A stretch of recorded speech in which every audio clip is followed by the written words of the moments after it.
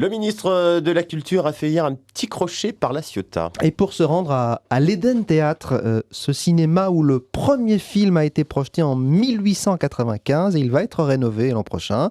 Bonjour Michel Cornille. Oui, bonjour. Merci d'être ce matin sur France Bleu Provence. Vous qui êtes le président de l'association Les Lumières de l'Éden et vous qui vous êtes mobilisé pour obtenir ces travaux, ça a été difficile de convaincre notamment le ministère de la Culture ?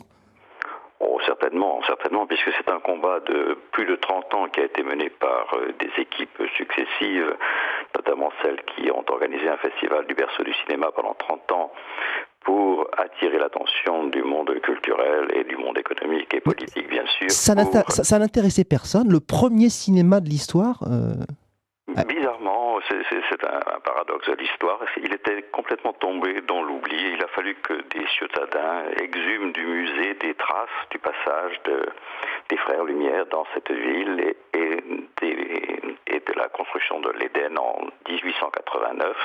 Cette conjonction de la présence de la famille Lumière à La Ciotat et de la construction de l'Éden a fait que les premiers films ont été projetés à La Ciotat. Il va être rénové donc pour 5 millions d'euros. C'est un budget raisonnable selon vous ?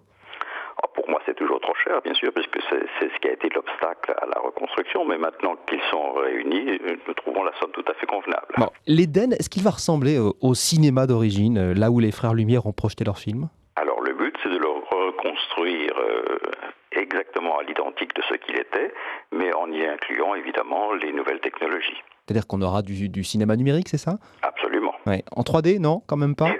Évidemment. Évidemment. Ce sera pas plus grand. Vous allez garder la même taille. Nous gardons la même jauge, un peu plus de 200 spectateurs, parce que nous sommes une petite ville. Nous ne pouvons pas nous permettre d'avoir des salles monumentales, parce qu'il va falloir faire vivre la nouvelle salle. Ce n'est pas tout de la reconstruire, il faut maintenant l'exploiter. Et inauguration en mai 2013, juste avant le Festival de Cannes, c'est ça ? Ce que nous espérons. Allez, je vous le souhaite. Merci Michel Cornille, président de l'association Les Lumières de l'Éden et invité de France Bleu Provence ce matin.